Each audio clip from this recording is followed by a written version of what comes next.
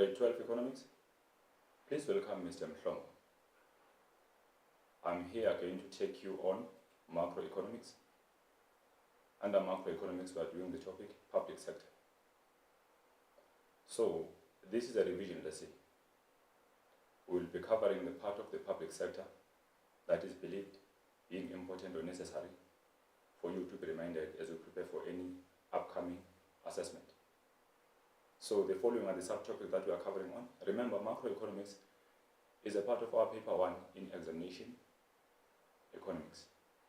And macroeconomics is a part of our question 1, question 2, a part of question 4, as well as question 5. So the subtopics are macroeconomics objectives or public sector objectives, the Laffer curve under fiscal policy,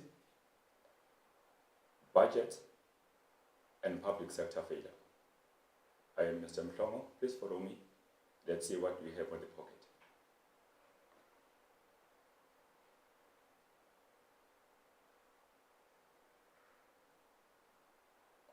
The following are the lesson objectives for the lesson that we'll have to achieve during the course of this lesson. So this lesson will help you as a learner to be able to discuss or to give the detailed discussion of macroeconomic objectives. Remember, it's an essay. You will be able to understand, interpret, and draw the Laffer curve, including tax bracket. You will know the difference between main budget, medium-term expenditure framework, as well as medium-term budget policy statement.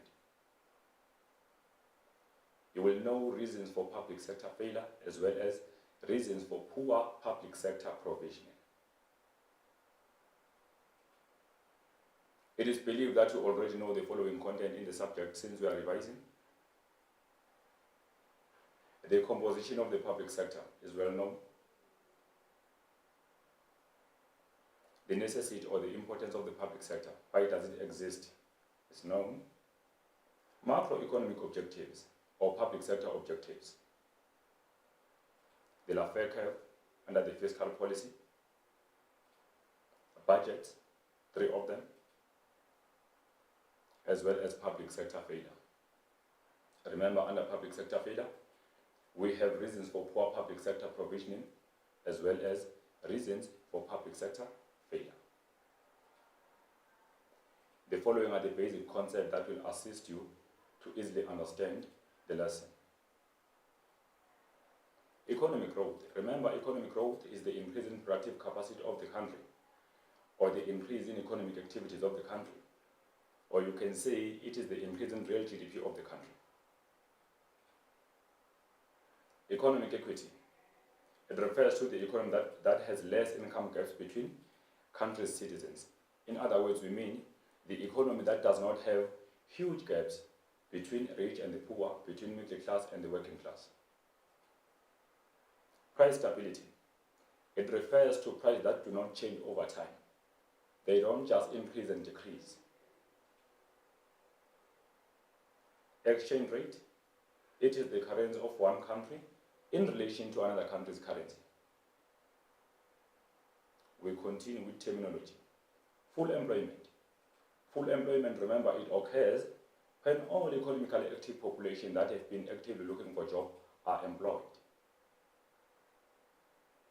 The budget. Budget is a document with expected income and projected expenditure. Medium-term expenditure framework, MTEF, is the income and expenditure estimation over a period of 3 years. MTPPS, medium-term budget policy statement, is the budget which reviews changes that have occurred in the main budget since the 1st of April. We continue with terminology. Budget deficit. It occurs when the state uses state debts to finance its budget. In other words, the budget deficit occurs when the government uses money that it doesn't even have on its spending. Inflation target. It refers to the range in which inflation should float within. Tax evasion. It is known as an illegal practice that occurs when taxpayers do not disclose their sources of income. Laffer curve. Laffer curve is a curve that illustrates or explains the relationship between tax rates and tax revenues. Tax revenues. This is the income collected by the government through tax. So these were the basic concepts that will assist you on going together with me and understanding the lesson. So this is the structure of the lesson. Firstly, we have macroeconomic objectives, which are economic growth, full employment, exchange rate stability, economic equity, and price stability. Then we have Laffer curve with tax rates and tax revenues. We have tax brackets and bracket creeping. Lesson body continues because the lesson is too long. We have budget, which differs to main budget, medium-term expenditure framework, and medium-term budget policy statement. And then we have the public sector inefficiencies. We have management failure, bureaucracy, apathy, lack of motivation, politicians, special interest groups, as well as structural weaknesses. So let's get to the content. What is meant by the public sector failure? Remember, if we talk about the public sector, we refer to all duties or responsibilities of the government. In this case, if you can browse back to grade 11, we talk about the planned economy or command economy or socialism. That's where there's a full control or full participation of the public sector in the economy. Under mixed economic system, we talk about that portion that is controlled by the state. So public sector failure is a portion of the economy composed of all levels of government, including state-owned enterprises. Remember, the government or levels of government or spheres we have in the national government, provincial as well as local government. Levels of the public sector include central government, provincial, and the local government, like I've said. The central government focuses on national issues such as National Defense Force as well as international relations with the rest of the world. The provincial government focuses on provincial issues that include housing, healthcare, and education. And then the local government is more concerned with electricity supply, municipal road maintenance, traffic control, water supply, and refuse removal. And then state-owned corporations are the part of the public sector. We call them mostly SOEs or state-owned enterprises or parastatals. So state-owned corporations are enterprises established by the government to produce some public goods and services on behalf of the government. Public corporations are also known as parastatals or state-owned entities. They are companies with limited liability in South Africa. Remember that parastatals are financially supported by the government through the budget system, and that budget is funded by taxpayers. So South African parastatals include the likes of Eskom, Transnet, and Denel. And then the objectives of the public sector. What is it that the public sector is willing to achieve? Remember, in this case, we talk about government targets that it's willing to achieve over a period of time. So these are the objectives. We have economic growth. Remember, each and every country is willing to achieve economic growth that will be able to satisfy all needs of social members. We have full employment, which occurs when all economically active population that have been looking for jobs are employed.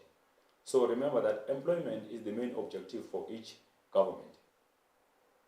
South African government is willing to achieve the full employment so that there will always be social stability and economic stability. We have exchange rate stability. Remember, exchange rate stability is very important because it ensures that the country is able to be very much competitive in the global market. The price stability. In this case, we refer to prices that do not increase or decrease over time. Remember, stable prices are very good in the economy because they give that assurance to investors to come and invest in South African economy. But if you are facing price instability, investors tend to be pessimistic on our economy because they cannot guarantee their gains. Economic equity. In this case, we refer to the economy that does not have huge gap between rich people and poor people, privileged people and underprivileged people. So we know the story of South Africa. In South Africa, we are facing this challenge of huge economic inequalities as compared to other countries in the world. We have the huge income gap. Some people are getting very much rich, while some people are getting very much poor or underprivileged in the economy. So let's talk economic growth. Remember, we say economic growth is the increase in the economic activities of the country. And then we can also define it by saying it is the increase in the productive capacity of the country. If the country can be able to produce more goods and services, can have enough equipment and machinery necessary to produce goods and services, we can come across economic growth. If the country is capable enough to produce more goods and services, then we can have economic growth. So we also say it is the increase in real GDP of the country, as we explained. So the very important thing that we need to consider when you discuss this part or this essay under economic growth, you must define the concept, economic growth. And then number two, you tell us how is it measured? How do we measure economic growth? Number three, give a certain fact. What is the fact about economic growth of the country or South African economic growth? And then provide some measures by the government that are being used or currently in place to achieve economic growth. You have 4 of them. So let's start. Firstly, we define the increase in economic activities of the country is the economic growth, or the increase in productive capacity of the country. That is economic growth. And then, how do we measure economic growth? Answer the question. Economic growth is measured through real GDP. After that, make your teacher or the marker of your essay to understand or to get that information from you. What is meant by the real GDP? Remember, real GDP refers to GDP figures that have been adjusted for inflation. Inflation effect has been removed from the GDP. So real GDP figures, GDP refers to GDP figures that have been adjusted for inflation. It does not have an inflation effect, meaning these are prices that have been deflated. And then for the economy, to serve all social needs, economic growth rate should increase more than the population growth rate. That's a key, and that's a fact. It is very important for the country to achieve economic growth that its economic growth increases more than the population growth. But in this case, in South Africa, we are facing the opposite because population growth is very high, but economic growth is very low. You will get more statistics on economic growth trends over the past financial year. Growth and development in the country benefit its citizens because it often leads to higher standard of living and poverty relief. If ever there is economic growth in the economy, there will be economic development. As a result, there will be relief in poverty as well as they will come across social stability and there will be improved standard of living for country's citizens. So, policies that are still in place by South African government in order to try and achieve economic growth are as follows. The growth, employment and redistribution, which is GEA. The new growth path, which is NGP. ASGISA are some of economic growth policies implemented by the government to pursue economic growth. Remember, we also have the likes of export promotion, which are also there to ensure that local firms are able to produce more goods and services and export into the global market. That also enforces economic growth. We also have the policy of import substitution that protect local industries and local economy from being manipulated because it tends to be more vulnerable if ever our local firms are competing openly with strategic industries from the global market. We also have industrial development policies that are also there trying to ensure that our local industries are able to grow locally and abroad so that we can be able to achieve economic growth as a country. So let's give the fact. Our current economic growth, the current economic growth in South Africa for the third quarter of 2021 is negative 1.5%. Actually, as for the latest statistics that have been given or that was provided on the 8th of March this year, in third quarter we achieved 1.2 economic growth. That was the third quarter. And then in the fourth quarter, economic growth have declined to what? To negative 1.5%.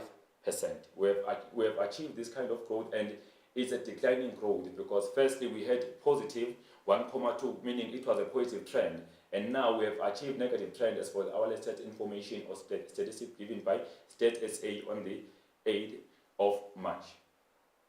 So various growth policies by South African government as attempt to achieve economic growth as a state objective. These include the likes of a growth, employment and redistribution, which is GEAR, that is a repeat, and then new growth path, which is NGP, which is intended to create 5 million jobs by 2020. So that is the past now, because we could not create those 5 million jobs because of the COVID-19 that came into place.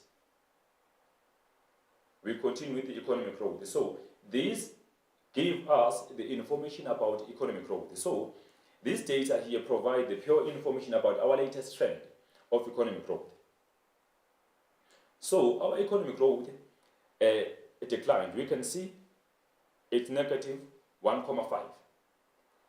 These departments or economic activities are indicated here. They've shown slightly increased 1.2% finance, personal services 0.5%, government 0.4%, electricity, gas and water 0.4%.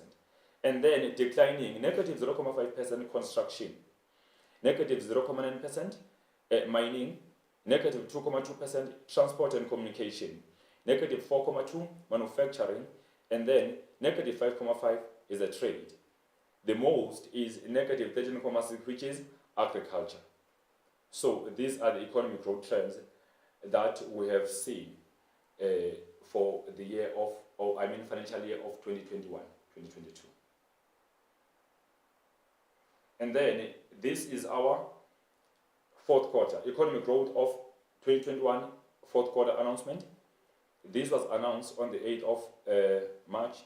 Let's see what happened in the economic growth trends. Agriculture increased by 12.2%, and then trade increased by 2.9%, manufacturing 2.8%, personal services 2.7%, transport and communication 2.2%.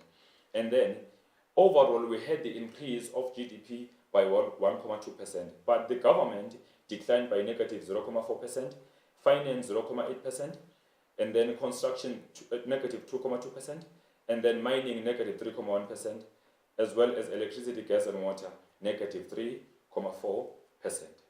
But in this case, we have seen the slight growth of economic growth of 1.2%, covering second quarter of 2021, which was also 1.2%, and the fourth quarter, as for latest information, is 1.2%.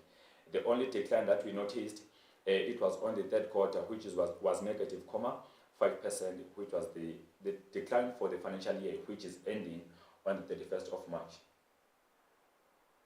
And then the question is, this will be the higher order question for you, especially in your essay. How effective or how successful has been or South Africa has been on achieving economic growth? Has South Africa been successful or not successful on economic growth? For you to answer the question, you must look at economic trends. You must know information, you must have the stats. That is very much basic for you to answer questions. For instance, South Africa's current economic trajectory is unsustainable. Economic growth has stagnated. Unemployment is rising. Inequality remains high. And then since the beginning of the COVID-19 pandemic, South Africa has recorded drastic changes in economic growth trends. The intense economic slump of negative 18% in 2020 indicated a worst ever economic decline or economic slump. That's what we have seen before. The slight increase in economic growth in 2021 second quarter by 1.2% was evident, but quickly shaded by the decline of negative 1.5% in third quarter of 2021. However, we have also seen the increase again of economic growth by 1.2% in the fourth quarter of 2021 financial year. Then we continue. South African economic growth has failed to create opportunities for great employment and reduce inequalities. We have seen that our economic growth has failed to create enough opportunities for everyone. That's why we are coming across huge unemployment in the country, social instability and economic instability.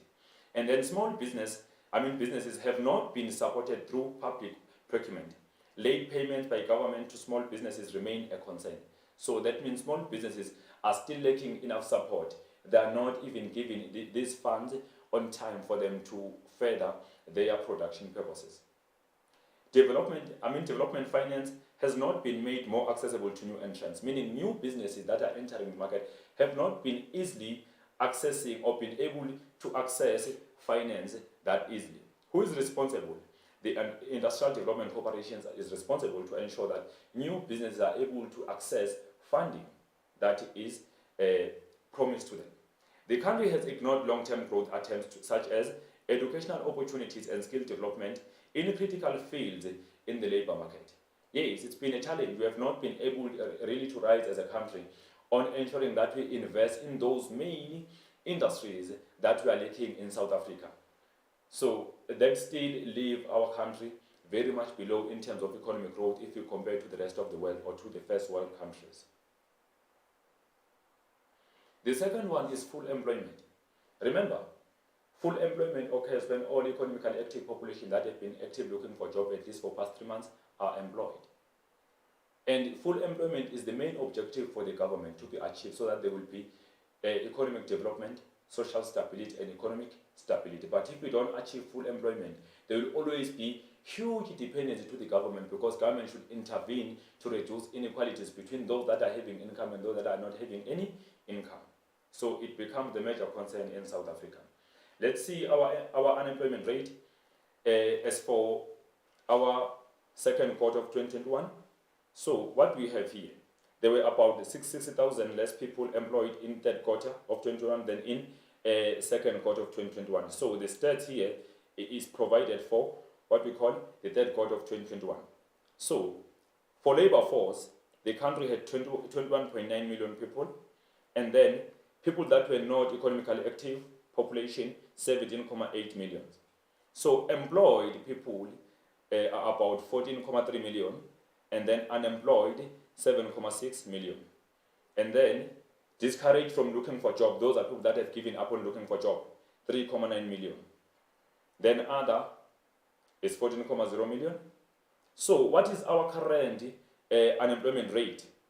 We are standing at 34.9%, meaning our unemployment rate have increased over the past year, maybe because of the COVID-19. It has played a major impact on decreasing the employment rate in South Africa. So this information is sourced from Stats SA. Remember, full employment is one of those objectives. So if you are given a chance, then you have to explain it. It is very important that you follow again, you define, you measure, you give some facts. You give also some measures by the country that are used to achieve economic growth. Full employment. Full employment, like I've defined, is all about economically active population that have been active looking for job, and they've been able to find job, they are employed. And then a high level of employment is the most important economic objective of the government. Government is willing to ensure that everyone in the country is employed, but because of economic resources, it happens that most of people are unemployed in the country. Employment rate is measured by considering the number of people employed and economically active population. Remember, in that case, we look at people aged between 15 to 65. Those are people that are regarded to be economically active. So the unemployment rate increased over the past few years, reaching the likes of 34.9% in 2021. We are facing the higher level of unemployment rate if we talk about narrow unemployment. If you go to the expanded unemployment, we are about 40%. So yeah, it differs if you explain it. Full employment, high level of unemployment has an effect of less demand and high level of social and economic instability. If ever there is more unemployment in the country, there will always be less demand on goods and services because people are not earning any income. They depend more on the government. At the same time, that leads to poverty, which is a part of social instability. And then there will be economic instability because without the demand on goods and services, that means firms are not producing more goods and services because people are not demanding enough due to the fact that they are lacking income that is necessary for them to demand goods and services. So the government emphasizes the support of informal businesses. Government ensures that informal businesses are supported, even though we haven't seen much of that in South Africa. But whenever government or our president announces some measures to improve employment rate, he always emphasized on supporting informal businesses as a mechanism to reduce high level of unemployment and the introduction of self-employment so that people cannot mainly depend on firms, cannot mainly depend on government for job opportunities. Labor-intensive practices or industries such as agricultural industry remain the key industry to access employment subsidies. So this industry we know that is labor-intensive, so it employs more people or more workers than employing machines or equipment. Therefore, it still receives what we call employment subsidies from the government so that it can keep on employing as much as possible people or workers in the country. That can be counted under employment rate of the country. So, growth, employment and redistribution, which is GEAR, as a strategy was implemented to create positive climate that was conducive to employment creation by the private sector. So the GEAR was created in 1996 to ensure that job opportunities are created in the country. Full employment is achieved. So we've seen it's been replaced by so many policies, but it still remains as the key policy that was created by the government or established by the government in order to fight the level of unemployment and creating employment opportunities for everyone in the country, especially in the private sector.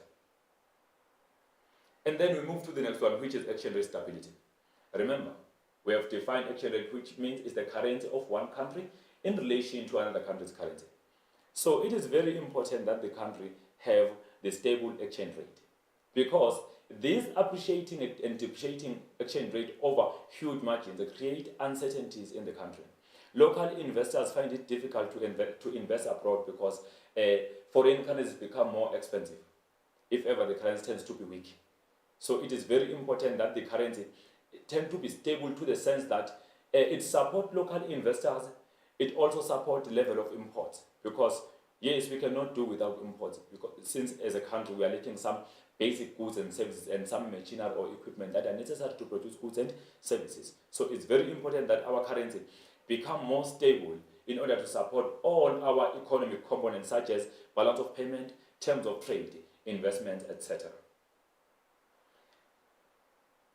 So South Africa uses the free floating exchange rate, to remember. That is the exchange rate which is determined by market forces, demand and supply, and it will appreciate and depreciate without limits because there is no control over it.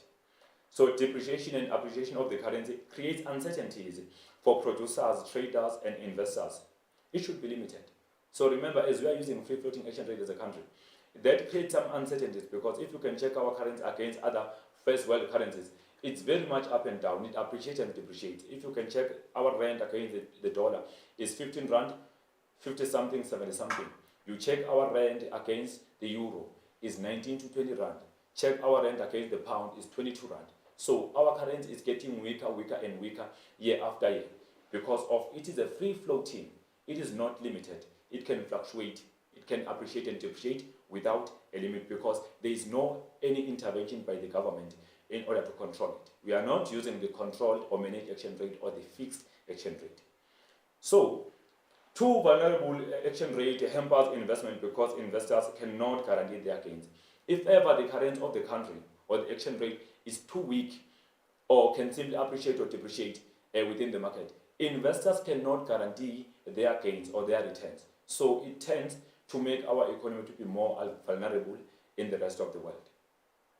A stable exchange rate ensures countries' competitiveness in the global market. If our currency is very much stable, our local firms can be competitive in the global market. It can be simple for us to export our goods and they can be able to compete in the global market. It can also be easy for the country or South African businesses to import machines and equipment that are very much necessary to produce goods and services within the country. So it's very important that the currency becomes stable because it supports all economic activities of the country. We continue with the exchange rate stability. So effective fiscal and monetary policy can be used to keep exchange rate relatively stable. We know that the South African Reserve Bank intervened by using monetary policy to ensure that exchange rate stability is achieved. Mainly, it uses interest rates. And then the fiscal policy, in a form of taxation, is also used to achieve a stable exchange rate by ensuring that these taxes are either increased or decreased based on economic conditions. So exchange rate has a greater impact on the balance of payment of the country. We know that if ever exchange rate is moving, balance of payment will be affected. For instance, if our currency is appreciated, our exports become more expensive in the global market. As they become expensive in the global market, they might not be demanded the most in the global market because they are more expensive. So foreign consumers might substitute our exports and demand their very own produced goods and services, which might lead to the declining level of exports from South Africa.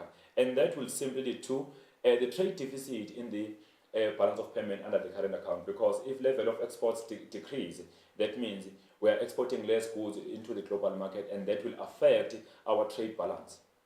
Maybe if our currency appreciates, remember, their currency is depreciating, then their imports become cheap in South Africa. As South Africans, we might find ourselves being more interested in demanding the imported goods and services, which can affect our BOP negatively. What about the terms of trade? Remember, terms of trade is the index of export prices to the index of import prices. So, if ever our currency becomes strong or appreciates in the global market, terms of trade will increase. For South African firms, we will have more.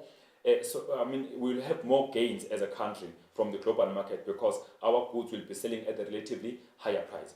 However, remember the effect of that. In the short run, our terms of trade will increase, but in the long run, the demand for exports will decline, which will have a negative effect again on our balance of payment. Even terms of trade might end up declining because the level of exports will decline as time goes on due to the fact that our goods will be more expensive in the global market. So strong exchange rate increases terms of trade in the short run, but decreases in the long run as the demand for exports start to decrease. That is what I've explained above. And then weak exchange rate decreases the terms of trade and increases trade surplus as the demand for exports increases. If our currency is weak, what happens? The demand for our exports will increase in the global market. So what will happen? As a result of increasing demand for exports, our trade deficit will be reduced because there will be more outflow of goods and services produced in South Africa flowing into the global market. Then we can have a little bit positive trade balance in the country just because of the weak exchange rate. But remember, it should not be too weak because as much as it's weak, it affects our economic components, such as we cannot import easily because the imports become more expensive to South Africa due to the fact that our currency is weak and their currency is strong against ours. Other exchange rate systems are including the managed exchange rate is not used by South Africa. It was once used back then. Also the fixed exchange rate. If it is managed, remember, it is determined by market forces like the free floating. However, the government intervened to determine the minimum limits and maximum limits of the flow or the floating of the exchange rate. It can appreciate up to the maximum limit and depreciate up to the minimum limit. So, yeah, and then the fixed, that one is pegged, doesn't change, remain constant for the given period of time. In there's a full government control over the exchange rate system of the country. And then the price stability. Remember, we refer to price that do not change over time. They don't increase or decrease over time. So we know that in South Africa we use the inflation targeting, which is between 3 to 6% to ensure that we have the price stability or our prices are very much stable. And then inconsistent prices make the market more vulnerable for investments. If ever our prices are very much inconsistent, they increase and decrease, the market will tend to be more vulnerable for investments. Stable prices lead to better results in terms of job creation and economic growth. If ever prices are very much stable, investors will be attracted to invest in the country's economy. There will also be more job opportunities being created in the economy because of prices are very much stable. Investors are optimistic about investing in the country's economy. As I've said before, the South African Reserve Bank uses inflation target of between 3 to 6%, and it has been very much successful to keep inflation within its target range over the past years. And what do we use? Repurchase rate or repo rate is the main instrument or main tool used by South African Reserve Bank to keep prices within their target range and to ensure the price stability in the economy. We continue with the price stability. We use the consumer price index and producer price index, CPI and PPI, in order to determine the level of prices for both consumers and producers. CPI determining the price level for consumers and PPI determining the price level for producers. Remember, CPI is for cost of living, PPI is for cost of production for producers. So if ever the inflation exceeds its upper limit, which is 6%, the Reserve Bank must consider increasing interest rates in order to combat inflation. If ever it decreases below the lower limit, Reserve Bank must intervene by causing what we call the inflation. So if inflation drops below the lower limit, the South African Reserve Bank must reduce the interest rate to stimulate the economy so that it can be able to cause that inflation that have drastically declined below the minimum or lower limit. So too high inflation rate decreases the buying power parity of money or purchasing power parity of money, which will reduce the aggregate demand of goods and services within the economy. So the buying power of money will always be affected by the change in inflation. High inflation reduces purchasing power parity, and then lower inflation increases the buying power parity. And then you move to the economic equity. Remember, economic equity, we said it refers to economy that does not display huge income gap between rich and the poor, between privileged and underprivileged, between middle class and working class. And then, as we continue, we know South Africa is one of those world countries with the highest inequalities in the world. We are facing the huge income gap between rich and the poor in the country. That is a major concern for the government. That's why you come across South African government intervening too much in order to ensure that it redistributes income and wealth in the country. Very few people share more economic resources, while many people are sharing less economic resources. So in this case, we are referring to this people that are very much few are very much rich in the country. Are the capitalists, are owning basic resources in the country, such as capital. So those people are owning more resources than many people that are owning less resources in the economy. And that stretches imbalances within the economy and create huge economic inequalities within the country. So the distribution of income, we know that it is measured through Lorenz curve, which is used to measure the degree of equalities and inequalities. So we use Lorenz curve to measure the income distribution and discover if we have equalities or inequalities in terms of wealth and income or economy. Redistribution of income and wealth is essential to empower everyone to participate in the economic mainstream. It is very important that the government intervene through redistribution process in order to ensure that everyone in the country is able or is empowered to participate in the economic mainstream. Because remember, if ever people are still facing the challenge of these huge inequalities, some people are not having any income because they don't have any job.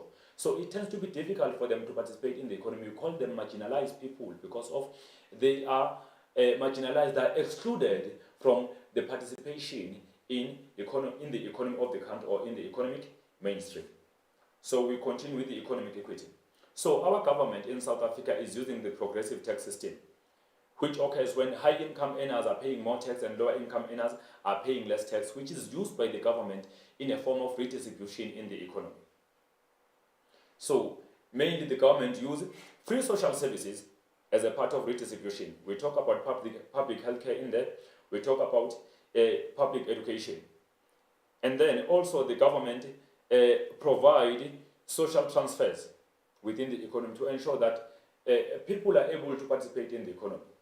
And then also ensures that it provides public goods and services for everyone. Remember, there are some public goods that are regarded to be free riders. Everyone have access to them. We don't have to pay for them. So government ensure that those goods are provided to everyone so that people can be able to live in better economic conditions and poverty can a little bit decline, because it becomes a challenge if ever people are living below the poverty line in the country, while some people are simply living luxurious life in the country. That simply tells us about more economic inequalities that exist within the economy. So the government have also intervened by legislating minimum wage law to ensure that workers, especially under agricultural sector, are not earning below 3,500 per month. That is to ensure that inequalities that have been existing are slightly reduced within the economy. Also, the state uses administered prices to ensure that everyone can be able to afford some basic goods and services that are necessary for living.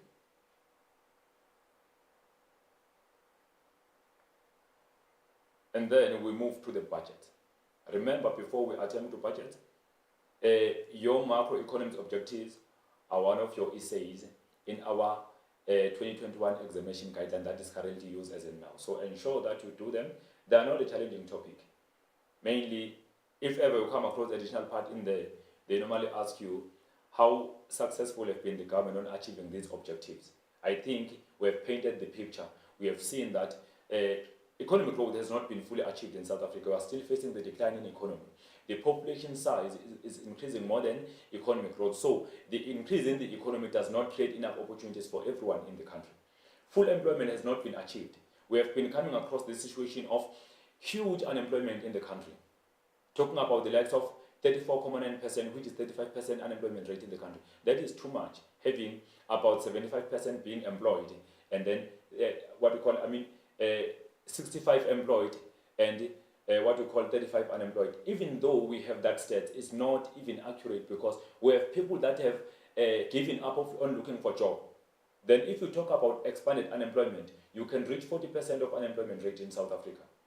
So the government has not well achieved the objective of the full employment. Most of the people in the country are unemployed. That's why we are facing social instability and poverty. And then you talk about economic equity.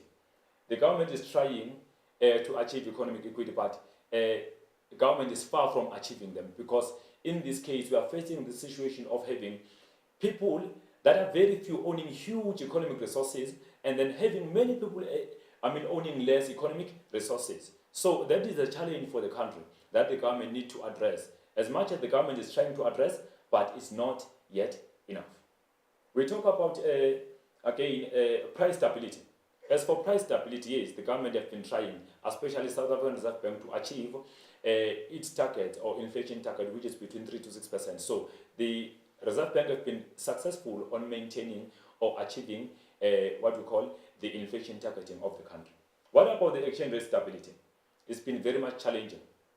We have observed the increase in fuel price, increasing rapidly every month, caused by the weak currency or weak rand or weak exchange rate for South Africa.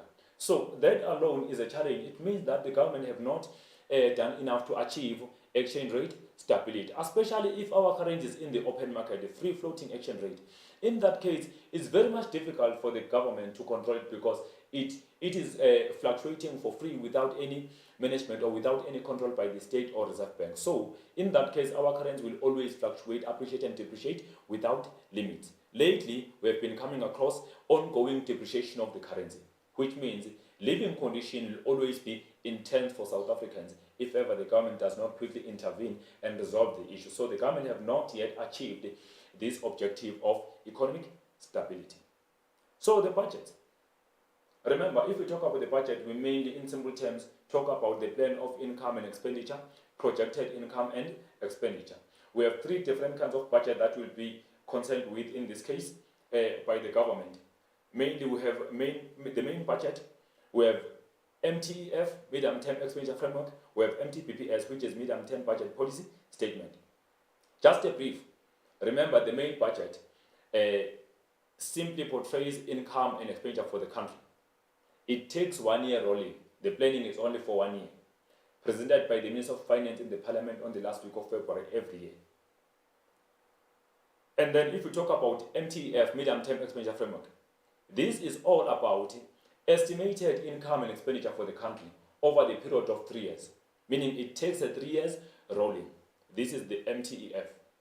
So the medium-term expenditure framework is also presented by the Minister of Finance in the Parliament, and the main focus in there is to make some projections and some assumptions and give more details on, if we say South Africa is willing to receive about maybe 1 trillion in the next 3 years, you need to give details on where will that money be coming from. So the government give us detail to say, from taxpayers, we are planning to receive so much.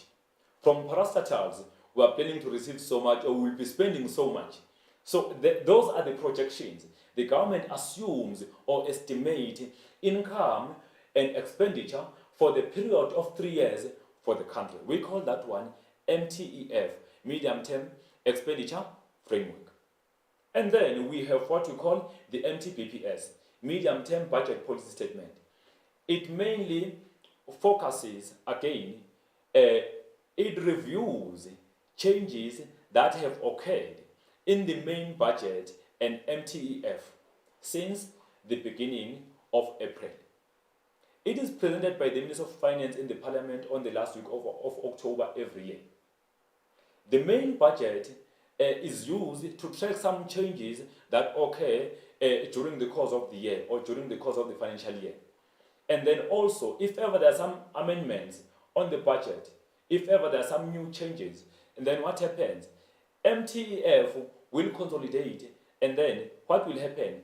After presenting MTEF, which takes also the 3-year rolling, it will be used to inform the main budget for the following year. So MTBPS informs the main budget for the following year, but it's also the plan for 3 years.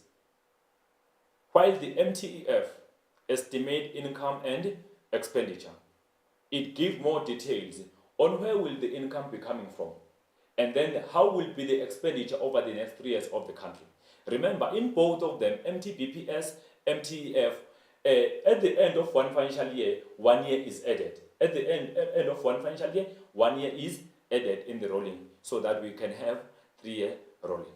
Let's check what is in there. So the main budget is a document with expected income and projected expenditure for the country. It is the statement of the government planned expenditure and anticipated income for the fiscal year. The budget is the most important item for economic calendar. Remember, the budget is presented just before the beginning of the new financial year of the country in South Africa. The main budget is read in the parliament on the last week of February by the Minister of Finance, currently Mr. Enoch Godongwana. The government financial year stretches from the 1st of April to the 31st of March in the following year.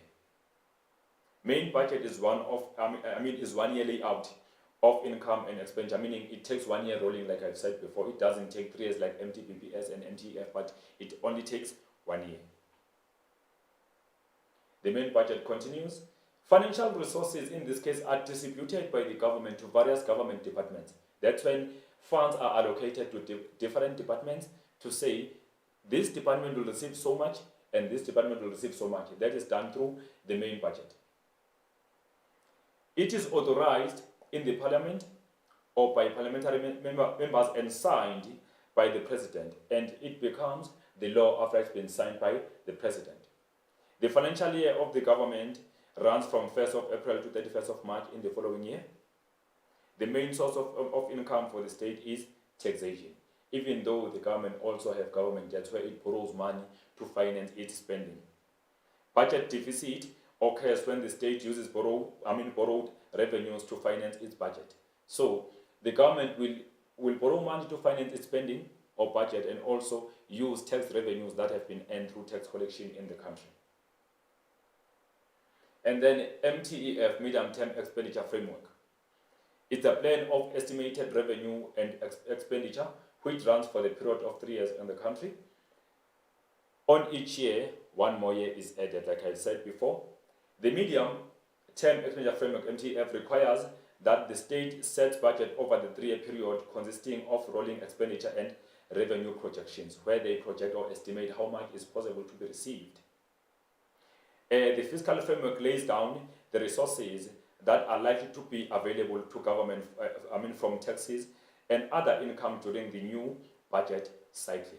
They provide more details on possible revenues to be received and other sources of income for the state that can be used to finance the budget. We continue with the MTEF.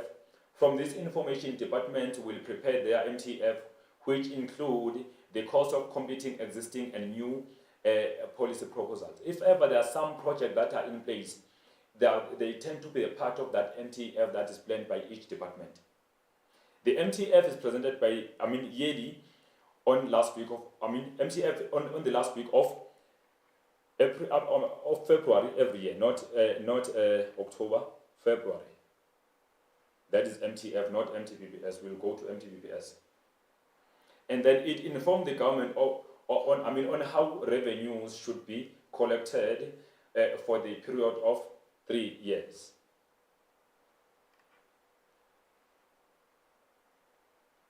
And then the MTBPS. Remember, as we move to the MTBPS, both of them estimate the period of 3 years. Don't be confused. Both of them estimate the period of 3 years. However, MTEF deal with the projected income and expenditure for the 3 years, and then presented on the last week of February every year. and then every year, 1 year is added on the rolling. There are some of the things that are very much common between MTPPS and MTEF. Also remember, MTEF gives more details on the possible income or revenues for the state, and then also where will that income or those revenues be coming from. Details are provided. And then MTPPS, this is another one now. It's a policy statement presented yearly in the Parliament on the last week of October by the Minister of Finance. That's a different. The Minister of Finance informed Parliament of any change that has occurred since February. So after they've presented the main budget and MTEF, the Minister will be informing all members of the Parliament about those changes through what we call the MTPPS. The MTPPS defines the parameters for the following year's budget. And then it estimates the period of 3 years, like the MTEF. It provides the country with the government official economic forecast for the next 3 years. So whatever that is done in there, it forecasts 3 years. They use those projections and assumptions on what might happen over the period of 3 years. So it's more like the use of MTEF. So there's a slight difference. It's just that our MTPPS review changes that have occurred throughout the main budget as well as MTEF. And then it is used to inform what? To inform the main budget for the following financial year. And then we move to the Laffer curve. Remember, Laffer curve is the curve that illustrates a relationship between tax rates and tax revenues. That is actually the part of fiscal policy. So we have tax rates and tax revenues, Laffer curve, and taxation. They will be discussed under this topic. Then tax rates and tax revenues. Remember, we've been saying this in previous topics to say if ever tax rate is very high, it becomes a disincentive in the economy. And if tax rate is too high, it discourages taxpayers from paying their tax. There will be what we call tax evasion and tax avoidance.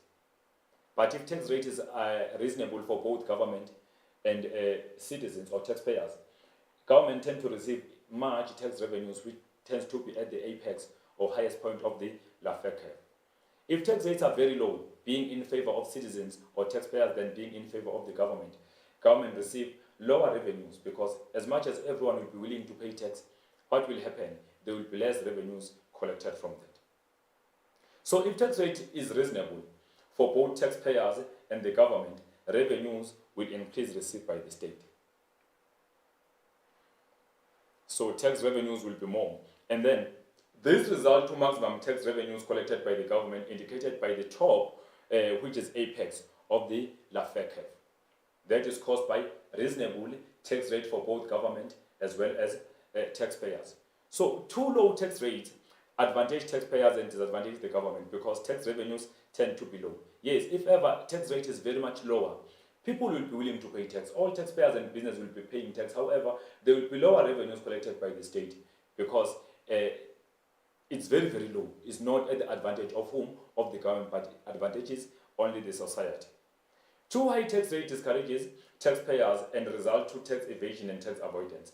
This results to lowest tax revenues collected by the government or the state.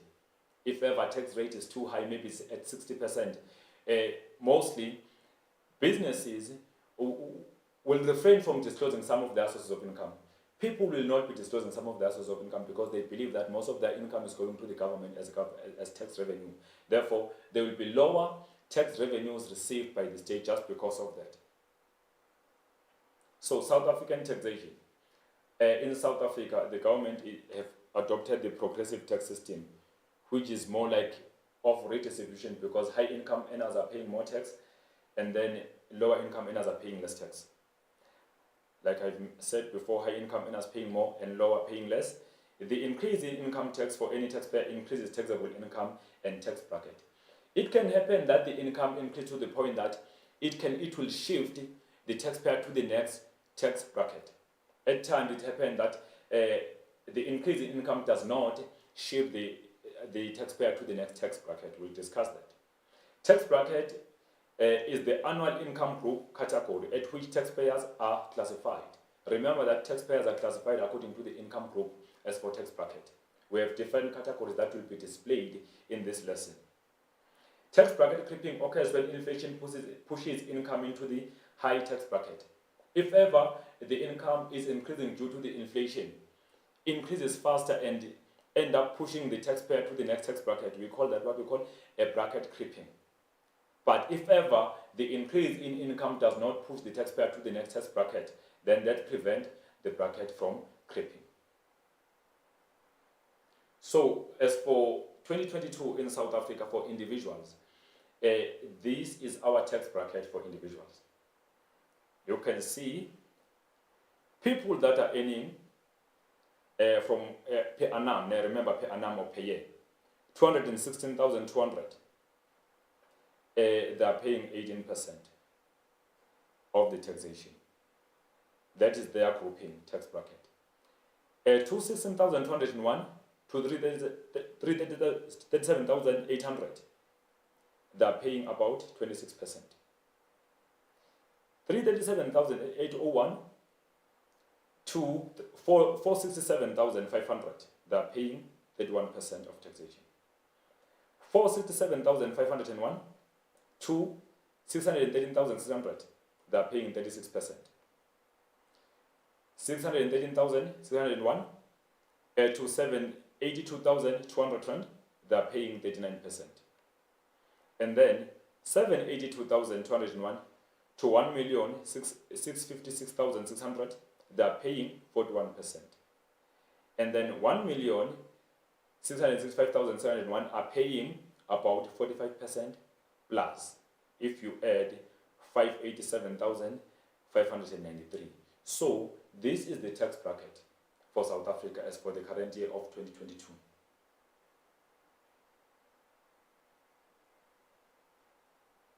The assessment that have been sourced from our final examination question paper, which is paper 1 for 2021 NSC. There was an extract that was given to learners to respond based on taxation. Most of them were troubled because it spoke about the bracket creeping and tax bracket, which some of them could not understand. So we sourced the assessment and brought it back here. So the extract read as follows. High government debt levies increase the cost of borrowings across the economy. The rising debt lead to higher future taxation and uncertainty. Servicing this, this is a repeat, ne? Rising debt takes away resources that could have been invested in infrastructure. Our borrowing requirement will remain well above 500 billion in each year of the medium term, despite the modest improvements of our fiscal position. And then there were questions that were given. Okay, it continues. This 2021 budget framework puts South Africa on course to achieve a primary surplus. By doing this, government debt will stabilize at 88.9% of gross domestic product in 2025-2026. It's just the projection adapted from 2021-2022 annual budget statement. And then these are the questions. Name the government department responsible for the formulation and implementation of fiscal policy. Most of learners could not get this correct. This is the Department of Finance. Give the benchmark percentage of public debt in relation to gross domestic product. Should not be above 60%. Most of learners could not get this correct too. Briefly describe the medium-term expenditure framework. It shows government's income and expenditure estimate for a period of 3 years. We continue. Why is there a need for government to spend more on social development? There are so many responses that were possible here. A significant number of South African population are still living in poverty. Thus, the government should allocate more resources to improve their standard of living. That worth 2 marks. There is a high level of unemployment due to lack of skills, decreased GDP, and lack of investments. That worth 2 marks. COVID-19 resulted to more people losing their jobs and sources of income, so people would need grants to survive. That worth 2 marks too. We continue with questions. How does income tax bracket influence taxpayers? This question was very much hard for learners to respond on. It worth 4 marks. An increase in the income tax pushes taxpayers into higher tax bracket. If tax bracket remains the same, resulting in higher taxes, bracket creep. Taxpayers do not receive the full benefits of an increase in their wages. An increase in the income will not shift household to higher tax bracket if tax bracket increase, thus preventing the bracket creep. The relief will be provided to workers as their existing salary may fall in a lower tax bracket. So if ever the income declines, people will be falling onto the lower tax bracket and they will be taxed less. But if their income increases, they will be falling into the next tax bracket if possible, and then more tax will be imposed on them. Their disposable income can increase, allowing them to spend more on goods and services. This one is mainly for those that are facing lower tax bracket if ever their income is declining. Then this is the Laffer curve that was spoken about, which indicates relationship between tax rates and tax revenues. Laffer curve explains relationship between tax rates and tax revenues, and then too much tax rate reduces the level of income from taxpayers. If ever people are being taxed more or workers are being taxed more, even businesses, there will be lower disposable income received by them. Lower tax rate reduces state revenues. If ever tax rate is too low, there will be lower tax revenues received by the state. Reasonable tax rate maximizes government tax revenues. That's when we talk about the apex point on the Laffer curve. This illustrates a negative relationship between tax rates and tax revenues. Because if tax rate is very high, there will be lower revenues. Very low, or mean reasonable, there will be higher revenues. So the higher is the tax rate, the lower is the government tax revenues. So this is the structure of the Laffer curve illustrated here manually. Vertical axis, remember we have tax revenues on the vertical, and then we have a tax rate on horizontal. We have all points here that are plotting for the Laffer curve itself, that indicate the highest revenues receivable by the state here, and then this indicates the lowest revenues receivable by the state or the government. And then there is 60 billion received by the government. 10% tax rate give the government 60 billion, and then 40% tax rate give the government 100 billion rands. And then that is point A, our point B, and then that is the apex point of our Laffer curve that will be shown. 60% give the government about 60 billion revenues, and then 100% tax rate give government 0 tax revenues. Remember, if ever the tax rate is 100%, no one will be willing to work. No company will operate. Therefore, there will be no tax revenue received by the government. There is our Laffer curve now coming in. So, in explanation of the Laffer curve tend to be upward sloping. From 0, it slopes upward to point A as revenue increases. To point B, it is upward, because we can see that in that case we are at the highest point, or the turning point there, where the government is receiving 100 billion rands. But if ever tax rate increases further from 40% to 60%, Laffer curve will start to be downward sloping, corresponding to the decline in revenue to 60% and also to the increase in tax rate. If the tax rate increases further to 100%, what will happen? Laffer curve will continue being downward sloping until it touches that horizontal axis, meaning the tax revenues collected is equals to 0. So if one asks you to explain the slope of the Laffer curve, it tends to be upward sloping if ever the tax rate is still reasonable and affordable.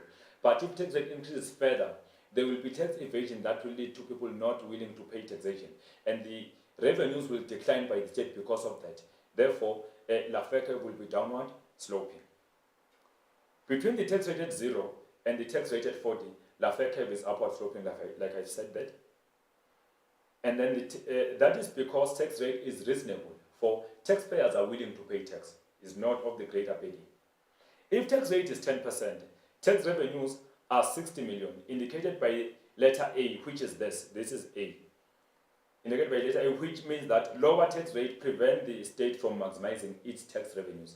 If ever the tax rate is lower, everyone will be willing to pay tax. However, there will be lower tax revenues received by the state. And then tax rate as 40 result to the government maximizing its revenues at 100 billion. You can see that is indicated by point B at 40%. So that is the maximum tax revenues received by the state, and nothing can be received above that. We continue with the explanation. Apex means no extra revenues can be received above these 100 billion rands. So no revenues can be received above this apex point. Anything to be received will be indicating the decline. The further increase in tax rate to 60% result to the decline in tax revenues to 60 million, indicated by point C, which is this point on our Laffer curve. The Laffer curve turns down and slope downward, indicating the effect of the increased tax rate to tax revenues. So as it turns down from the apex going down there, it indicates that the tax rate have increased and tax revenues is declining. You can see that combination. The tax evasion and tax avoidance occur in this case when taxpayers find tax being a great burden for them.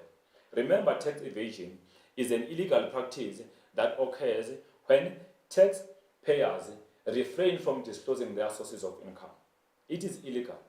Tax avoidance is a legal practice that occurs when some businesses or organizations that are supposed to be paying tax give back to the community, maybe by creating skill development centers, by giving internships and bursaries.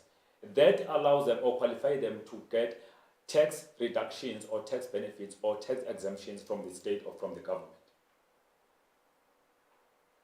Tax rate at 100% result to tax revenues decreasing to 0. If tax rate is 100% here, revenues will be equal to 0. No institution, no organization, no business, no individual under the private sector will be willing to be involved in the economic activities because the whole income is going to the government. However, tax evasion might be at the highest level in this case. As much as people are involved on trading or economic activities, there will be much tax evasion taking place within the economy. And then the last portion of the lesson is the public sector failure.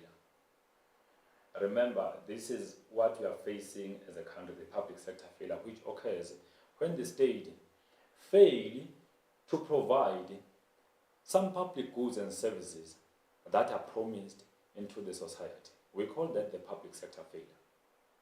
When the state faces most of inefficiencies than efficiencies in the economy, goods are not provided at the right time, right quality, and right quantity, then the public sector is failing in that case. So that will be broken down in details. So these are the reasons for poor public sector provisionings. The public sector is not providing very well in the country for these reasons. Remember, this should be integrated to the reasons for public sector failure as an essay for your examination that is coming. Parastatals. Remember that parastatals are businesses that are established by the government to produce some public goods and services on behalf of the state. Parastatals are having limited liability in South Africa. And then parastatals are funded by the government through the budgetary system. And the money is sourced from whom? From taxpayers. South African parastatals include the likes of Eskom, Denel, as well as Transnet. What is the problem there? Why are they failing to provide adequately? Parastatals are not providing adequately in the economy or in the public sector because of the following: weak management or poor management within them. If parastatals are not well managed, wrong decisions are made, and decisions that perpetuate rent seeking are made, and that discourages their functionality within the economy. Mismanagement of public funds. The money that is allocated for these parastatals is not well used. A part of it is used in a form of benefiting individuals for their own personal gains, as for a part of corruption. So that's a major problem. Also, remember that parastatals are not profit motive. Since the public sector is mainly concerned about social welfare and social well-being, parastatals are not profit motive. Whatever they do, they don't make profit, but they achieve those revenues in order to keep themselves running. At the same time, they provide some public goods and services that are very much less cost-effective into the society that will prevent them from making any profit. So, mismanagement of public funds is a major problem. Weak management and fraudulent management within parastatals becomes a problem. Rent seeking as a part of corruption becomes a major problem for parastatals. and then lack of funding. You find that the maintenance cost for the parastatal is very high, but the budget is low given by the government in terms of allocation. Therefore, it becomes a challenge. They cannot easily function. They will always fail to provide adequately in South Africa. The pricing policy. Remember that unlike in the private sector or in the market, public sector does not have the proper mechanism to determine prices in the economy. Under public sector, prices are determined based on the following conditions. Number one, the government consider the state of the society, consider the economy, and consider the politic. So, social interest and condition is considered. Economic interest and conditions are considered, as well as what we call political interests are also considered when the government decide on prices for public goods and services. So, some of the goods or some of public goods and services in South Africa are provided by the state free of charge. We call them free riders. Those are community goods. We don't have to pay for them. Everyone can access them. That's why we say they are indivisible and non-excludable. So those goods are produced through the budget and provided for free. No one have to pay for them. We talk about the lights of street lights, talk about the lights of traffic lights. Those are provided for free by the state. And consumption by one person does not affect the consumption by another person. They are indivisible. There are no charges imposed on them. They are for free. That's a part of the pricing policy by the state, is for free. Number two, we talk about collective goods. Those are goods that are provided by the state, which have some user charges imposed on them. Those user charges prevent these goods from being free riders. We talk about city parks, we talk about toll roads for South Africa, we pay for that. So they are not free riders prevented by user charges which are imposed on them. Those are collective goods. So only those people that are willing to pay for them will have access to use those goods and services. And then we continue. The government at times will provide subsidies on some public goods and services to improve affordability and reduce poverty. If we can make a simple example, water supply is well subsidized in South Africa. About 5,000 liters are given as a subsidy to citizens every month. So that alone make the public sector not really to have enough funds, but to depend on the state budget in order to provide these public goods and services. So some goods are given through subsidies that are subsidized to ensure that people are able to afford them for the sake of basic living. And then also, the government is using the price discrimination. In some municipalities, they use price discrimination, whereby, especially in water supply and electricity, the pricing of electricity goes according to tariffs. Pricing of water goes according to tariffs. You'll find that the neighbor just next to you is paying less per unit while you are paying more per unit. That goes according to tariffs. If you have much consumption of water in South Africa, you will be moved to the next tariff, meaning you will be paying more for water than your neighbor that is paying less. So that is known as a price discrimination. And then also, in some municipal areas, they use flat charges, which remains constant, or fixed charges. Those charges remain constant for the given period of time. If we talk about the likes of water and electricity, that is made to be flat to everyone. If month end, everyone will receive a statement of 5,000 rand for water and electricity, it will remain constant, regardless if a person have used electricity or have not used electricity. They don't recognize overconsumption or underconsumption. They don't care about that, but it will remain as a flat charge. If it's 5,000, it's 5,000. 3.5, 3,500 will remain regardless of your usage of water and electricity. So these aspects are the ones that make it very much challenging for the state to have a proper pricing mechanism, because the government will always consider social welfare and social well-being in any price of any public good or a service. So it will always be difficult for them, or for the public sector to function very well in terms of setting proper prices, because remember, private sector is using market forces, demand and supply. Public sector cannot use market forces. It needs to consider really the society, the politics, politics as well as the economy itself before it determines prices of goods and services. Privatization. Remember, this means the transfer of ownership from the public sector to the private sector. That's when public enterprises are sold to the private sector with at least 51% shares or above. Remember the effect of privatization. It always attracts more investors to come and invest in South African economy because too much government intervention simply chases away investors in the country's economy. Also, privatization increases government revenues, tax revenues basically, because if the firm is privatized now, the firm will be able to pay tax, but parastatals are not paying any tax, but they are funded through taxation.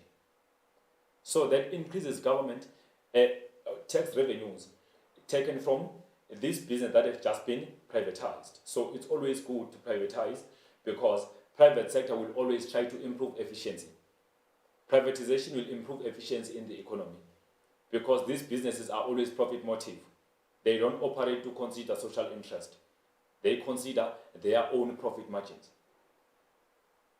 And then assessing needs. We have a problem in the public sector. It's very difficult for the government to assess public needs because there is no proper working system. Firstly, there must be a head count. Government must know the number of people available in the particular area so that efficient goods and services can be provided. That will prevent oversupply and undersupply of goods and services. In South Africa, the state is using the census system in order to get number of people available in a particular family or particular area. So sometimes it does not get accurate information. Therefore, this leads to oversupply or undersupply of some public goods and services. Goods are not provided at the right quality, right quantity, and at the right time because of the problem of assessing needs. Also, public officials at times do not go straight to the society and check what is needed by the society. They simply supply what they think is needed, of which might be wrong because if they supply what is not needed by the society, that will be a wastage or misuse of public funds, wasteful spending actually in other words.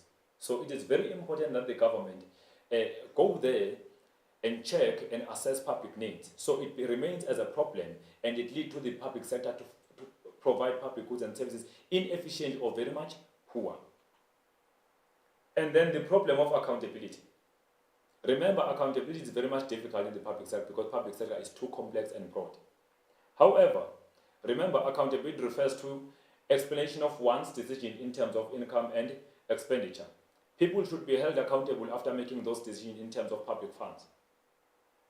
So, there are two principles of accountability. We talk about participation as well as transparency. If the government or the Minister of Finance presents the budget in there, he is trying to be transparent enough to everyone. So transparent is a very much important principle of accountability because you cannot hold a person accountable without being transparent. People should be informed, should be told about the money allocated to each department so that those people can be able to hold those officials accountable that are responsible to distribute money into various areas. Also, participation. You cannot hold the politician accountable without having voted. You must be able to vote. So voting in South Africa allows people to be able to participate freely, allows people to be able to hold public officials accountable.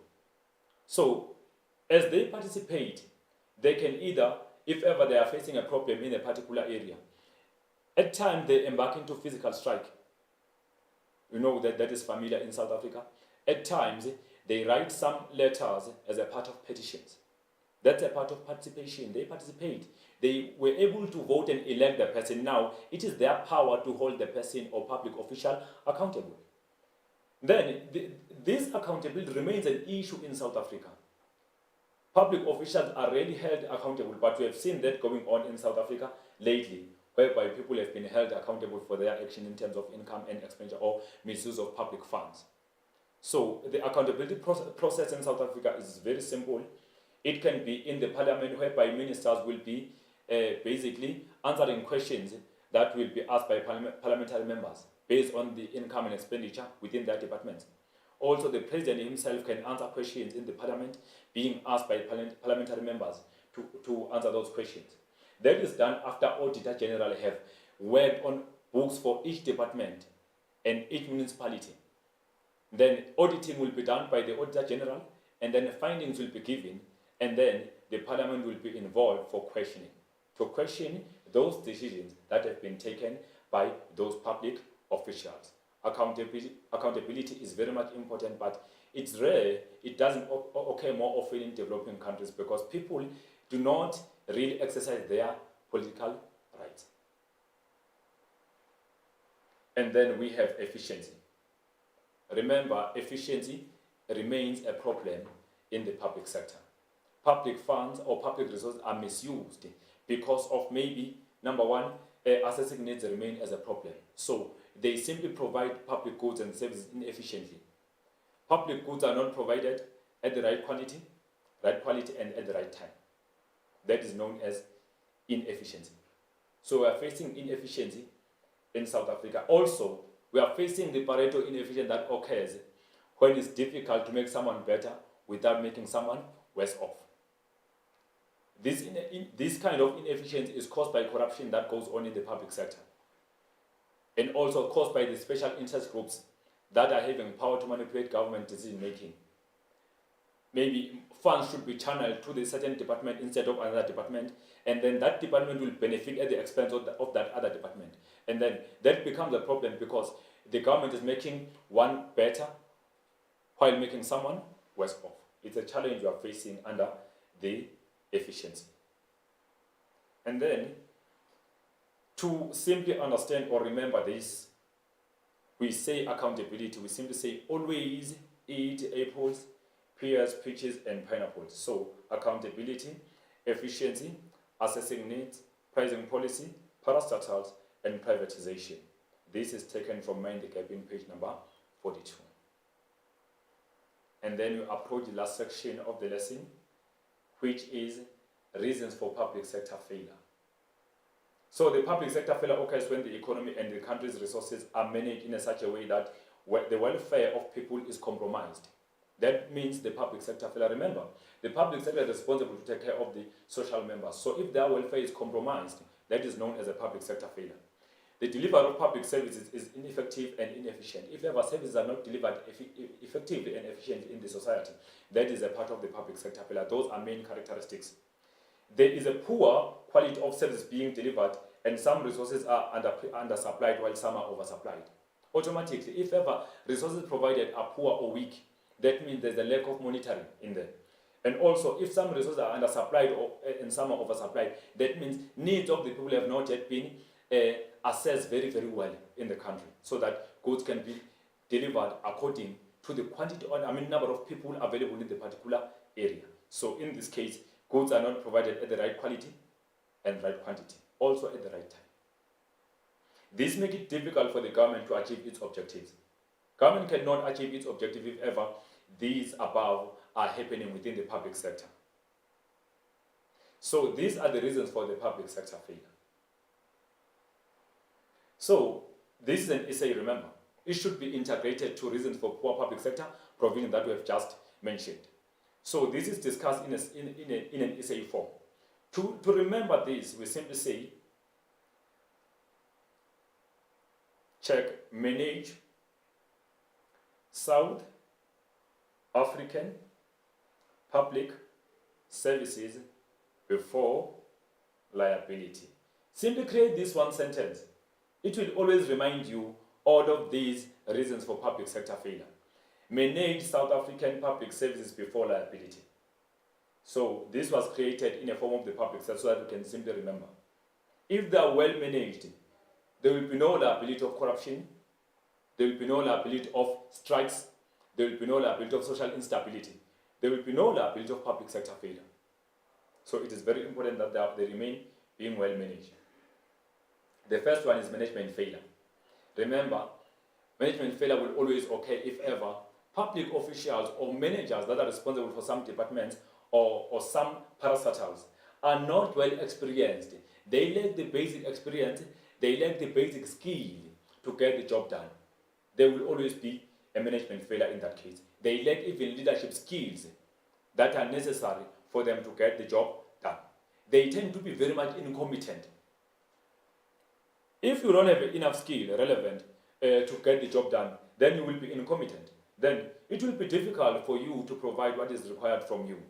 So public officials inefficiently use the allocated budget to provide public services because they are not well informed. They should be informed about what they are employed or delegated to do. Management failure is the result of political deployment. If ever people are deployed based on politics, not based on skills, it becomes a problem because if you are not skilled for the particular job you are doing, then you will need extra human resource to simply deliver for you. Nepotism, if ever people are simply employed under form of cadre employment. Also fraud and corruption. So this lead to the management failure because of this. Political deployment, nepotism, fraud and corruption result to the management failure because at times managers of those parastatals and those big offices use public funds for their personal gain. That is known as rent seeking. So the public sector will fail. Management is failing in there. Some public officials are deployed based on political exposure with the fake qualifications. Yes, we have seen that happening in South Africa. Some public officials are deployed with the hope that they are qualified. They give fake information about their qualifications, and that lead to what? That lead to public sector failure because they find themselves being incompetent enough, then they cannot afford to provide what is supposed to be provided within the public sector. Public funds management require principles of transparency, assessment of social needs, and accountability. It is very important that each office or public office or parastatal is held accountable. There should be a transparency on the available money provided. Needs of the society should be assessed so that adequate goods should be provided, including services. People should be held accountable for their wrongdoing. If they have misused public funds for their personal gain, they should be held accountable. Then there will be no management failure. So this becomes a problem for public sector failure because management is failing. And also because accountability is lacking in the country, is lacking in the public sector. It is very difficult to hold someone accountable in the political world because some will be in support and the government find itself being deprived of holding that particular person accountable. Then we continue. So, ignorance, applying conflicting policies, or getting the timing of policy changes wrong result to management failure. If ever public managers are ignorant, they use conflicting policies that are really not in place with that particular period of time as for the economy. That simply lead to the public sector failure. Management will fail because of making wrong decisions, using wrong policies at the wrong time. If management have personal and hidden agendas, we know that some of them go in there with those agendas which are hidden to benefit themselves rather than society, which is known as a rent seeking. The public sector fails because social welfare is compromised at the benefit of individuals, because individuals are willing to benefit at the expense of the society. So if people go in there to the public offices and hold those management positions while they have their own agendas, they don't benefit the society as expected, but they benefit themselves, which compromises the quality of provision of public goods and services. And then we move to bureaucracy. Remember, bureaucracy is more about public officials that obey rules and regulations instead of delivering public services. And automatically, that have a negative impact because it leads to inefficient provision of resources in the society. If public workers are mainly focusing on obeying rules and regulations, there will be no service delivery. For instance, maybe you are on the street and then you get robbed by some people out there on the street. You come across the van for police officers passing by, you stop them. They will never assist you, they will tell you to go and open the case. You cannot report the issue within them without having the case open. So that alone means we are mostly obeying rules and regulations instead of delivering public services. So that is bureaucracy. Public servants tend to be emphatic on obeying rules and regulations rather than providing public services. Yes, mostly rules are well obeyed, but public services are not well provided in the society. They ensure that rules of procedure are inflexible and complex to tamper with, that delays the provision of public goods and services, and that lead to inefficiency in the public sector. They stick with the rules provided by the government to say you do this in this condition. Even if the situation demands them to be flexible enough to assist, they cannot assist because they obey rules in a form of bureaucracy. Bureaucrats are insensitive to the needs of the public as they tend to be aggressive when implementing policies. If we say they tend to be aggressive, as they implement the policy, they don't care of how you feel and how you have been affected by the situation. They implement the policy as it is. Bureaucrats can manipulate government policy in such a way that benefit themselves at the expense of the society. At times they do it extra, they tend to be more emphatic than what is supposed to be done. So they do that at their benefit, at the expense of the social members. For instance, a police personnel only attend cases with the case number, not random street reports. That's what I mentioned before. So you must have a case number. You must have a file open if you want to chase someone in a form of a case. They cannot attend you without having opened the case. So that alone is a challenge. It shows that public sector obeys rules instead of providing public services. This is another one, apathy. This occurs when public officials simply don't care. They are ignorant. They don't care about their duties. They focus on the fact that they will get paid maybe at the end of the month. That is apathy. They don't care about consequences that might happen if they don't deliver a certain service. They don't care because they are not held accountable by anyone. At times, it happens because in that particular office that they're working in, they work as a family in a form of, they were employed in a form of nepotism or cadre employment. So you cannot hold your family member accountable because we are all friends in that office. So provision of public services will be neglected at the benefit of them. And that is known as a rent seeking because as they benefit in terms of getting paid in a monthly basis, at the same time what happens, they don't provide public services efficiently. So that is known as apathy. When you don't care, you are ignorant over your duties. Ignorance, lack of commitment, and lack of social interest promotes inefficiency and rent seeking. If ever public officials are ignorant about their duties, they are not committed. They don't care about consequences because there will be no consequences at the same time. They lack social interest. They have the self-interest that lead to inefficient provision of resources and also promote rent seeking. They benefit at the expense of the society.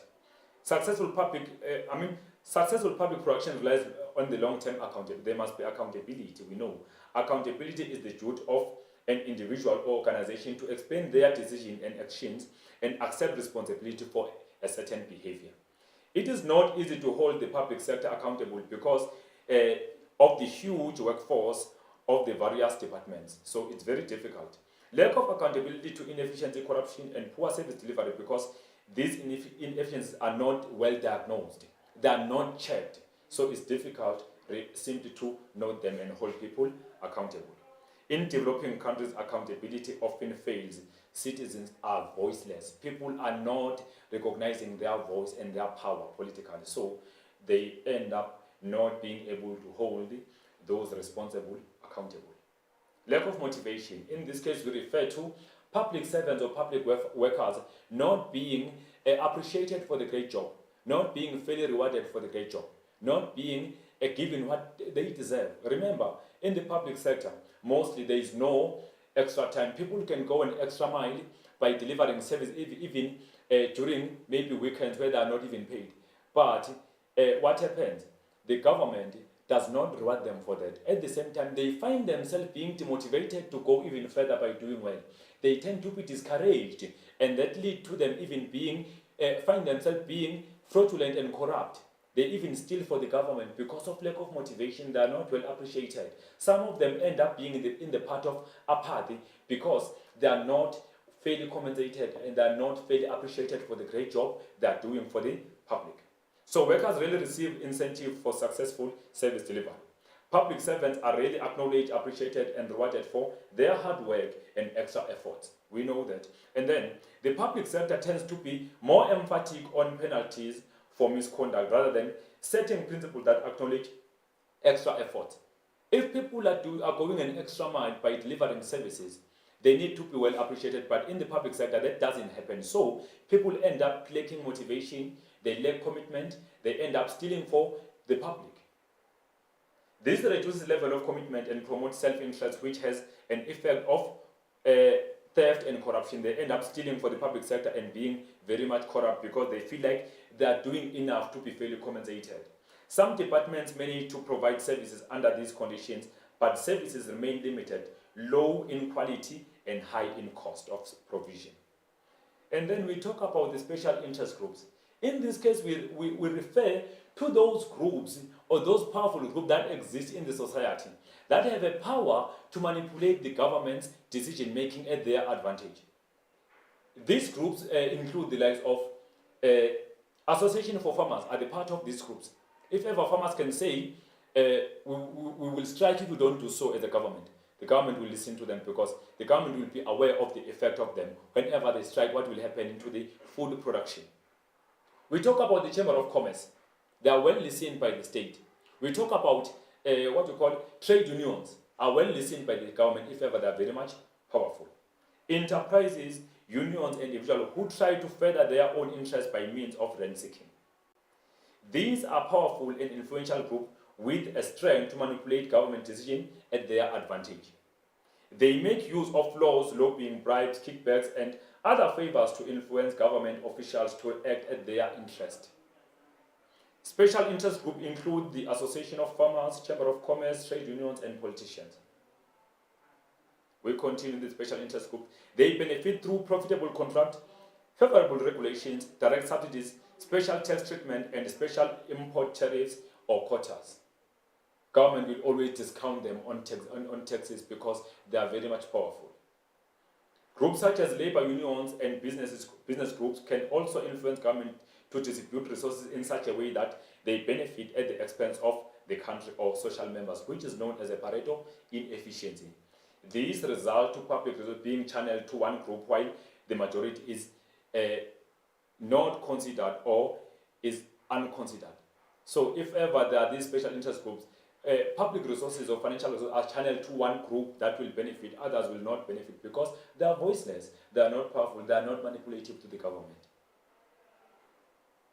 Structural weaknesses. In this case, we talk about the situation whereby politicians in the same office will make conflicting policies, make decisions that are conflicting, ideas will be conflicting to the sense that it does not promote efficiency use of resources and provision of public goods and services. A structural failure in the economy results to government failure to achieve macroeconomic objectives. It is impossible to provide for needs of all unemployed and poor people with the limited resources available. So there must be enough resources available. You can't opt for full employment while you don't provide enough resources to create job opportunities. Some objectives must also work against each other. For example, when the government redistributes income too aggressively, economic growth and development could suffer in the long term. Yes, that is a fact. Politicians, and then if politicians are not held accountable for their actions or their decision making in terms of income and expenditure, they tend to be inefficient in terms of providing public goods and services. The accountability procedure involves transparency and participation. And then redeployment of politicians in position result to incompetence and inability to deliver services because they lack relevant skills and experience. This is very important. The government simply redeploy from this department to another. If you are redeployed to another department, when did you get experience to function in that particular department? It becomes a problem. Politicians cannot be able to function easily because they lack relevant skills and experience to work in that particular office. They are shifted across all offices. That leads in South Africa to the public sector failure because those people are not having relevant experience for their duties. Politicians can increase government's expenditure through lobbying and rent-seeking as they campaign for being elected. We know that. Politicians will always come into communities and give more into the society because of they want to be elected. That only happens if elections are very close to occur. After elections, they disappear. They come back after 5 years seeking for being re-elected by providing more goods and services as for public. And that is to increase government spending in order to benefit. They buy votes actually. That's what happens in the public sector under politicians. Those who aim to be re-elected and who pursue voting maximizing strategies to ensure or retain their political positions will be going back into the society and be spending again in order to be re-elected. Such politicians have a short-term horizon which is limited to the date of the next election. Their own, what they do is to focus on the next elections, then they deliver based on that. Otherwise, they don't have a long-term plan. This means that they promote policies and spend money on projects as long as they can get votes in return. Whatever they do, and they spend in the economy or societies, they want to get votes, nothing more. They manipulate people to vote for them, that is to buy votes. And then these policies might involve an inefficient allocation of resources. Our lesson ends here. The brief summary. Remember, macroeconomics objectives are your essay. Ensure that you know them. Remember, I told you, define the concept. Measure if ever there are some measures. Give the fact. Give some measures in place by the government to achieve that particular objective.